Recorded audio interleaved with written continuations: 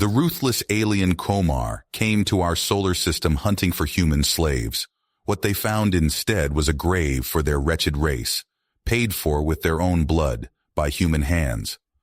Our space colonies, once bastions of peace and progress, burned as the technologically superior Komar struck without warning or mercy. Colony after colony fell. Thousands of innocent men, women and children chained and dragged aboard the aliens' foul slave ships. But humanity would not go quietly into the hellish night of slavery under alien whips. The brave soldiers of the Earth Space Defense Force launched a desperate counterattack against the Komar raiders, racing against time to save the colonists before the alien ships could jump away to the Komar's slave worlds. Lieutenant Thomas Morales led the daring boarding action against the lead Komar slaver. A tough, battle-hardened veteran, Morales had earned a chest full of medals fighting pirates and raiders on the frontier. But nothing could have prepared him and his strike team for the sheer brutality and cruelty of the Komar warriors and their strange, deadly weapons as vicious close-quarters combat erupted through the halls of the alien vessel. Chest heaving and pulse rifle blazing, Morales battled his way to the slave pens, where he confronted Korvac, the monstrous Komar slave master. Korvac, a sadistic beast towering nearly 8 feet tall, almost ended the human's life with his crackling energy whip, before Morales turned the tables, putting a trio of pulse blasts through the slaver's black heart. As oily black blood bubbled from Korvac's lipless mouth, the dying alien rasped out a dire warning. This was merely a scouting force, that the humans' insolent independence was a threat to the galactic order that could not be allowed to stand. The Komar Armada was coming to beat humanity into broken submission as a preemptive step to secure Komar dominion over the galaxy. His armor scored by dozens of plasma burns and the screams of freed human slaves echoing through the ship, Morales armed the scuttling charges and barely made it to the escape pods before the slave ship exploded into an atom-searing fireball, taking dozens of Komar to their deaths. But it was only the beginning. The Komar were coming, and if humanity could not find a way to defeat a vastly more advanced alien foe, a future of unimaginable pain and servitude awaited the human race. The stakes had never been higher. The very freedom and dignity of all mankind hung in the balance. As the weary survivors of the space colonies returned to Earth, Lieutenant Morales made a solemn vow. He would lead the fight against the alien invaders with every fiber of his being. He would rally the people of Earth to stand as one, to fight with every weapon and every ounce of human grit and ingenuity. He would make the Komar regret ever hearing the name of humanity's home world. No matter the cost, they would make the alien invaders pay in blood for every inch of human space. The Komar wanted slaves, but what they would find was a solar system that would become the graveyard of their invasion, lit by the burning hulks of their shattered ships. Humanity would fight, and humanity would win, or die on their feet as free humans. There could be no other choice. Mankind's darkest and finest hour had come. Thomas stormed into SDF command, his battered armor still bearing the scars of his harrowing mission aboard the Komar slave ship. Admiral Graves, a grizzled veteran with steel-gray hair and a face lined by decades of service, looked up from the holotable displaying Earth's defenses. "Lieutenant Morales, report," Graves barked, his voice tight with tension. "Sir, the Komar are coming," Thomas said, his tone urgent. "The slaver we fought was just a scout. Their armada is on its way to enslave Earth." Graves's brow furrowed. "Are you certain? We can't afford to cause a panic without solid intel." Thomas stepped forward, his eyes blazing with conviction. "The Komar slave master, Korvac, told me with his dying breath. He said our freedom is a threat to their dominion. They're coming to crush us, Admiral. We need to mobilize every ship, every soldier before it's too late." The Admiral held Thomas's gaze for a long moment, the weight of the decision hanging heavy in the air. Finally, he nodded grimly. "I'll inform SDF Command. We'll begin preparing our defenses immediately. And Morales, you're promoted to commander, effective now. We'll need leaders like you in the fight ahead." As the SDF scrambled to ready for the coming onslaught, The Komar Armada arrived at the edge of the solar system like a plague of locusts. Massive warships, each filled with advanced weapons and shielded by shimmering energy fields, began systematically obliterating Earth's outer defenses and space stations. Plasma beams of searing green energy sliced through human-crewed defense platforms, turning them into blooms of fire and debris in the void. The SDF fleet, outmatched by the alien juggernauts, fell back to rally a desperate last stand around Earth and its colonies. In the depths of space, fierce battles erupted as human ships fought tooth and nail to stem the Komar advance. SDF cruisers and frigates danced deadly, weaving patterns around the alien dreadnoughts, pitting their weaker broadsides against the foe's overwhelming firepower. Fighters screamed through dagger-sharp maneuvering as explosions lit the black of space. Yet, for all their skill and sacrifice, the human defenders were simply outmatched. SDF ships burst like firecrackers as the relentless Komar plasma bombardment tore through hull and bulkhead. One by one, Earth's outer bastions fell silent, leaving only drifting debris and frozen bodies in the void. Aboard the Komar flagship, a vast and ominous dagger hanging over Earth, Emperor Zortath watched the carnage with cold satisfaction. He was a cruel, ruthless tyrant, his features sharp and pitiless, his eyes dark wells that held only contempt for the struggling humans. "These primitives dare defy us," Zortath mused, his voice a low rasp. "They cling to their pitiful freedom, not knowing their proper places in chains, serving the Komar. No matter, we will grind their resistance to dust." He turned to his waiting generals, each a hulking brute encased in jagged armor. "Begin landing troops on their homeworld. Crush their cities. Take their people as chattel. The time has come for this Earth to kneel before Komar might." As dropships and assault craft began to rain down on Earth's beleaguered cities, Thomas readied his newly formed Special Operations Unit, knowing every moment counted. Armed with captured Komar stealth shuttles and advanced equipment reverse-engineered by SDF scientists, they launched daring guerrilla strikes against the alien fleet. Slipping past the Komar defenses with captured codes, Thomas's commandos infiltrated the enemy ships like ghosts. They planted demolition charges in critical systems, turning shield generators and weapon batteries into useless fused junk. They ambushed Komar patrols in the twisting superstructure of the alien vessels, their pulse rifles spitting blue death. In the frenzied chaos of one raid, Thomas found himself on the bridge of a Komar battleship, frantically downloading data from the enemy computers, while his team held off the ship's enraged defenders. Plasma bolts filled the air as men he'd fought and bled beside fell screaming, the twisted remains of Komar boarders littering the deck around them. In the stolen data files, Thomas found the ray of hope humanity so desperately needed, a fatal flaw in the Komar vessel's power cores that, if exploited, could cripple their entire armada. The information came at a terrible cost, though, as Thomas barely escaped the doomed battleship, most of his strike force sacrificing themselves to buy him time to get away. Back on the surface, Earth burned. Komar shock troopers marched through the rubble-strewn streets, disruptor rifles blazing as they cut down soldiers and civilians alike. Cries of pain and terror echoed across the once peaceful cities as the aliens brutally culled and enslaved the population. Yet humanity refused to yield. SDF Marines waged ferocious urban battles against the Komar invaders, turning every city block into a charnel house. Resistance fighters struck from the shadows, ambushing enemy patrols and supply lines. The people of Earth fought like lions against the merciless alien occupiers. In the smoldering ruins of SDF headquarters, Thomas briefed Admiral Graves on the Komar's weakness, a desperate spark of hope flaring to life. If they could lure the enemy armada into a trap, a concentrated assault on their power cores could trigger a chain reaction, wiping out the alien fleet in one fell swoop. The two men shared a somber glance, knowing the odds of success were slim. But it was humanity's last gambit, a final roll of the dice for their species' freedom. They began to plot Operation Prometheus, a sacrificial feint to draw the Komar to their doom near Jupiter's moons.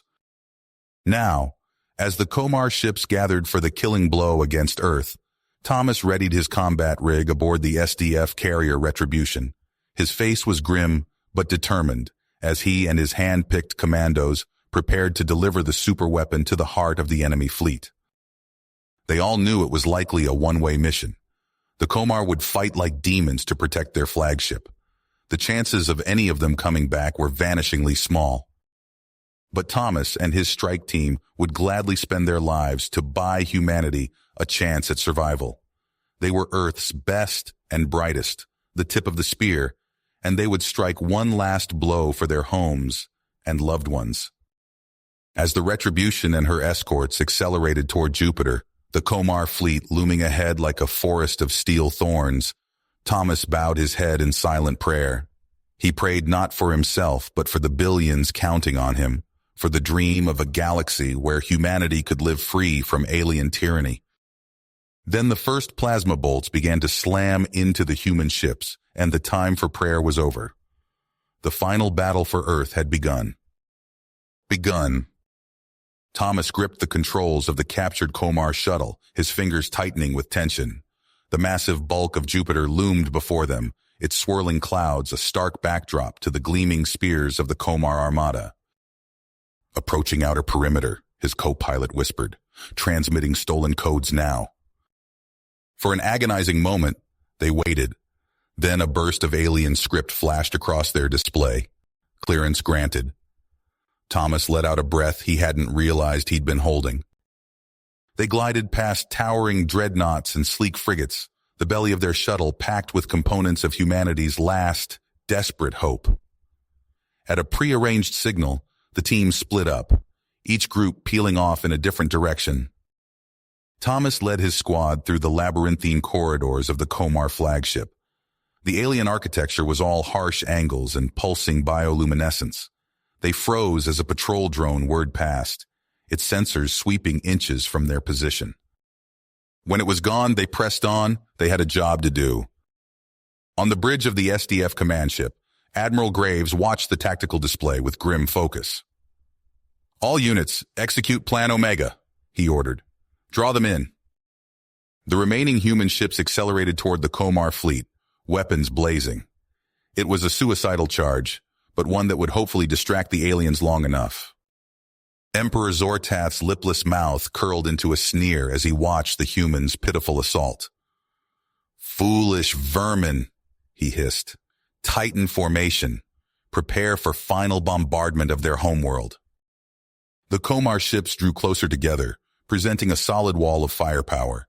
They never realized they were sealing their own doom. Thomas and his team reached the reactor core, only to find Zortath himself waiting with a contingent of guards. The alien emperor's eyes blazed with hate as he leveled a massive plasma cannon. "You dare!" Zortath roared. The room erupted in searing light and screams as both sides opened fire. Thomas ducked and rolled, feeling the heat of near misses scorch his armor. He saw good men and women cut down around him, their bodies falling to the deck. "Thomas, go!" His exo shoved him clear as a plasma bolt tore through her chest. He stumbled, wounded but alive, fumbling for the trigger mechanism. His fingers closed around it just as Komar reinforcements stormed in. Thomas slammed his hand down, activating the device. A high-pitched whine filled the air. "For Earth," he whispered. The cascade reaction ripped through the Komar fleet like a tsunami. Ship after ship erupted from within, their reactor cores overloading in a chain of destruction. Thomas was thrown clear by the force of the explosions, tumbling into the void. Later, as he drifted in and out of consciousness, strong hands pulled him into an SDF rescue shuttle. Through the viewport, he saw the shattered remnants of the once mighty Komar armada spinning aimlessly in space. They had won. Humanity was safe. But their victory was short-lived. As Thomas lay in the medbay of SDF headquarters, Admiral Graves entered with a grim expression. "We've intercepted Komar transmissions," Graves said quietly. "This was just the first wave. There's a much larger fleet coming, and this time, they're not here to enslave us. They want to wipe us out completely." Thomas struggled to sit up, ignoring the protest of his battered body. "Then we'll stop them again," he said through gritted teeth. "Whatever it takes." The Admiral nodded solemnly. "Whatever it takes," he agreed. Outside, the celebrations continued. But within SDF command, the gears of war began to turn once more. The true test of humanity's survival was yet to come. Thomas Morales lay in the sterile confines of the military hospital, his body a patchwork of bandages and Medigel. The rhythmic beep of medical monitors filled the air as he drifted in and out of consciousness. Flashes of the battle replayed in his mind. Explosions, screams, the cold vacuum of space. A familiar voice cut through the haze. "Morales, can you hear me?" Thomas forced his eyes open, blinking against the harsh light. Admiral Graves stood at his bedside, his face etched with concern and fatigue. "Admiral," Thomas croaked, his throat raw, Did we win?" Graves nodded grimly. "For now, but I'm afraid I bring bad news." As the Admiral spoke, Thomas felt a cold dread settle in his gut. Millions of Komar ships, an extinction-level threat, Earth's defenses in tatters. "There has to be something we can do," Thomas said, struggling to sit up. Pain lanced through his body, but he ignored it. Graves outlined the desperate plan, using Jupiter as a makeshift weapon. The risks were astronomical, but the alternative was unthinkable. "It's insane," Thomas said, "but it's our only shot." Days blurred together as Thomas pushed himself through grueling physical therapy.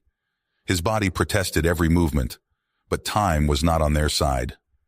As he trained, reports trickled in of Komar ships probing Earth's weakened defenses.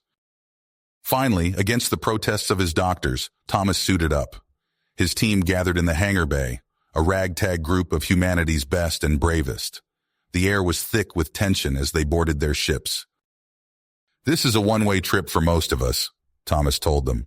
"But it's the only way to save everyone we left behind. Let's make it count." Their small fleet slipped past the inner planets, every sensor trained for signs of the Komar. As they approached Jupiter, alarms blared. Enemy ships swarmed towards them, weapons blazing.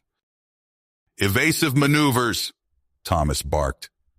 His ship corkscrewed wildly, narrowly avoiding a barrage of plasma fire. Around him, other human vessels weren't so lucky. Explosions lit up the void as ship after ship fell to the relentless Komar assault. They skimmed Jupiter's turbulent atmosphere, the ship's hull groaning under the strain. A Komar beam clipped their shields, alarms screaming as systems failed. "We're losing integrity," his co-pilot shouted. "We can't take another hit." "We don't need to," Thomas growled. "Prepare for pod separation. We're going in hot." The ship broke apart around them as the crew jettisoned in armored pods. Thomas watched in horror as pod after pod winked out on his sensors, consumed by Jupiter's hellish interior. His own pod plummeted deeper, bathed in radiation that fried his instruments. The hull buckled and warped as pressures mounted.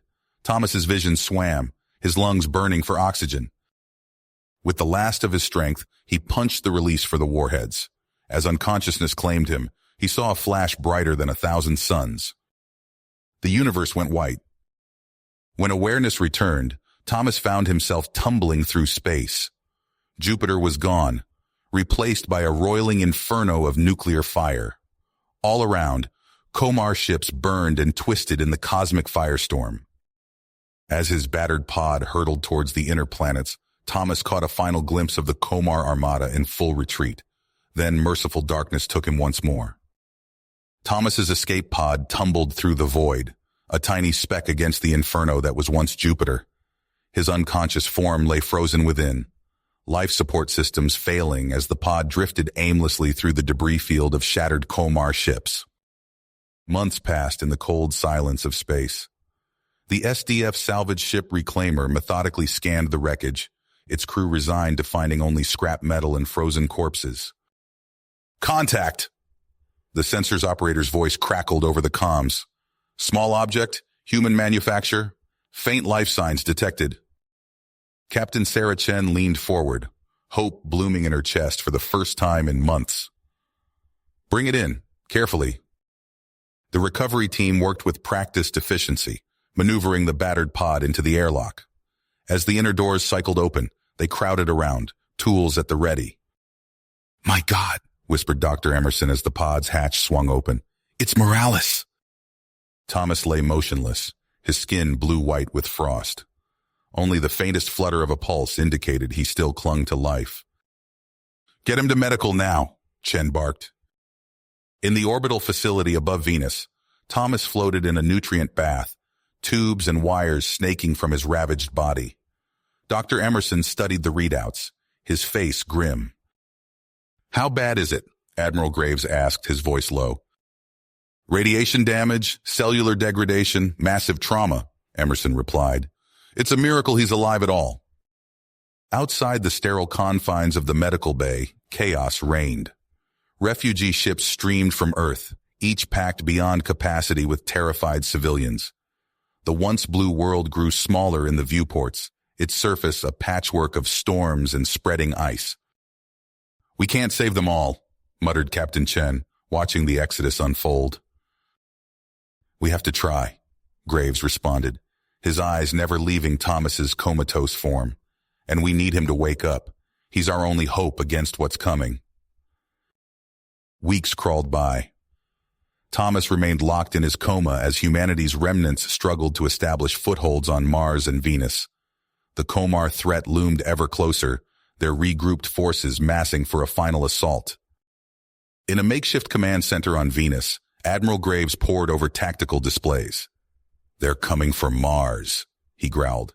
"We need Morales, now." Dr. Emerson nodded grimly. "I'll begin the revival process, but sir, even if he wakes up, he may not be the man we remember." Thomas's eyes snapped open, his lungs burning as he gasped for air. Alarms blared as he thrashed against the restraints, disoriented and panicked. Thomas, you're safe." Dr. Emerson's face swam into focus. "You're on Venus. We need your help." Thomas struggled to speak, his voice a harsh rasp. "Earth. What happened to Earth?" Graves stepped forward, his face etched with sorrow. "It's gone, son. We had to evacuate. And now the Komar are coming to finish the job."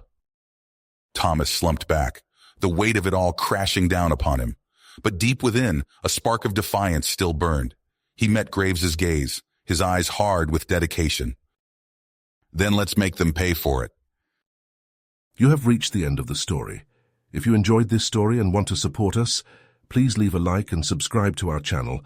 And for every comment that says 88, I will heart every single one of them. Thank you for your time.